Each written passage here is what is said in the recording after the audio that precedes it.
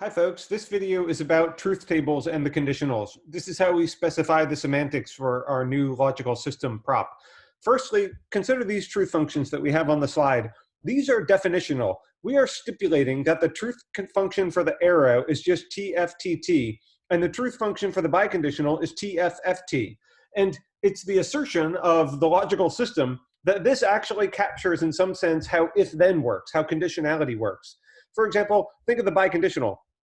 If I say P is true if and only if Q is true, that means those two things have to co-vary in truth value. If P and Q are both true, then that relationship does hold. If they don't have the same truth value, like on rows 2 and 3, then the relationship fails. They're not co-varying in truth value. And even if they're both false, it's still true that one is true if and only if the other one is, because they are co-varying. They just happen to be in the false condition. Now, the arrow, I think mostly the arrow makes sense. So let me say, if I tell you if P then true, then Q, and it is P and Q, then in a sense what I've told you is true. If this one is true, then that one is true. And similarly, if P is true and Q is false, then what I've told you is false. Because it's not true that if this is the case, then this must also be the case. It's broken down. So it makes sense why it's true on row 1 and false on row 2. Let me tell you, rows 3 and 4 are the big controversy. A lot of people have a hard time understanding what the truth value of a conditional claim should be when the antecedent is false. This is the most confusing part. So firstly, let me say, you just have to memorize this and accept it. A false antecedent always creates a true conditional. That might be counterintuitive, but if you run it through your head enough times, it'll make sense. Think of it a little bit like a logical argument with a contradictory premise. Then it's sort of like trivially the argument is valid. So in the sense, when the antecedent is false, this conditional is just trivially true, or sometimes people say vacuously true. Maybe that will help make it a little more sense of it. Because if I tell you if P then Q, and P isn't even true, I haven't told you something false, it's just sort of trivially true. If that still isn't making sense, here's one more attempt at it. Think of conditionals like promises, because sometimes promises are put in this conditional form. Like, let's say I promise you this. If you do the homework, then you will get an A in the class. Now, this is just hypothetical. I'm actually not promising you this. But let's say somebody did promise such a thing. What would be the case? Let's evaluate this promise. When are they failing to hold good on the promise?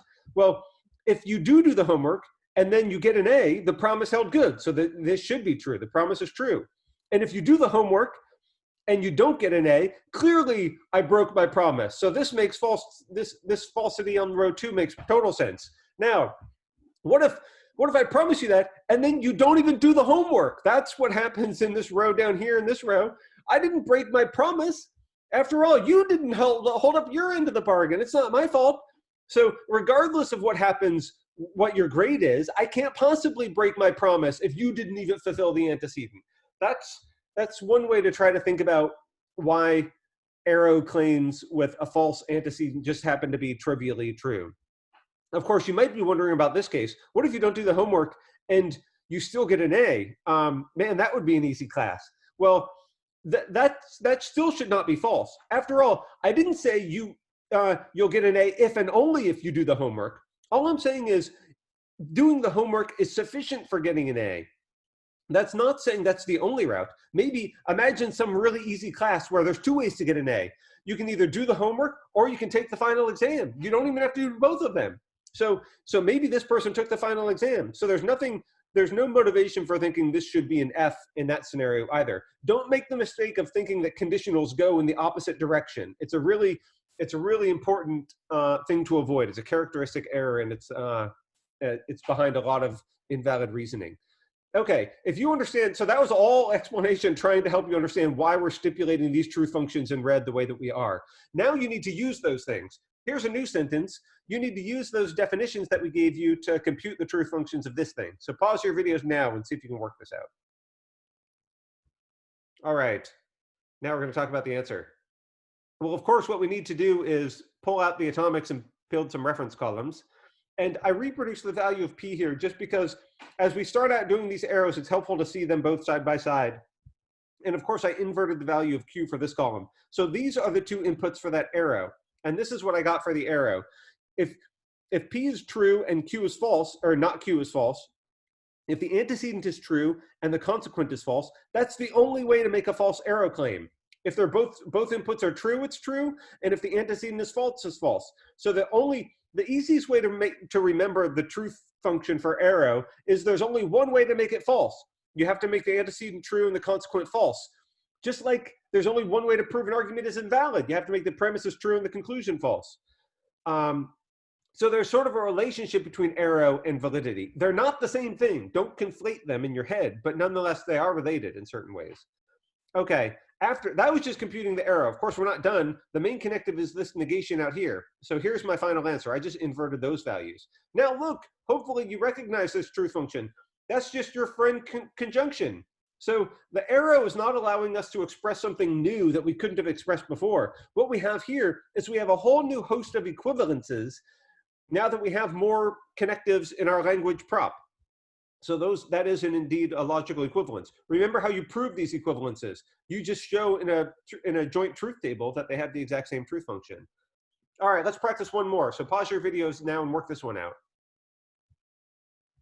Okay, that was your chance to pause your videos. The answer is this. I don't even do all the details for you, but this is what you should get if you did it carefully.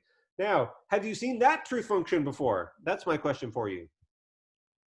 Hopefully you're saying yes. That is indeed just the truth function for P arrow Q, TFTT. So here's another equivalence we know, and this is relating an equivalence between two different kinds of arrow claims. Notice P arrow Q is not equivalent to Q arrow P. If you want to find an equivalent one, you have to actually swap them and negate both the antecedent and the consequent. This is the equivalence, and this is such an important equivalence it has a name. So we call this the contrapositive. This is as important as remembering De Morgan's or double negation. This is absolutely rock solid core knowledge you need to succeed in this class.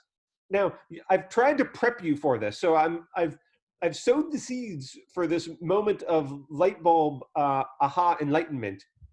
Remember when we discussed these bank robber cases, and we had premises which involved arrows, conditionals. So you've had to reason with conditionals already in this class, and you just used your natural understanding of it because we reason like this in our everyday lives all the time. Conditional reasoning is fundamental to humanity.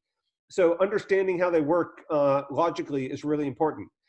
And notice when we were trying to deal with these inferences involving innocence, like if B is innocent, then C is innocent, many people found these puzzling. Now you can finally have the full explanation. We can explain to you exactly how this goes. You see, this actually means, we're talking B is for B is guilty. So if I negate that, this is B is innocent, and this is C is innocent. So my premise here says not B arrow C.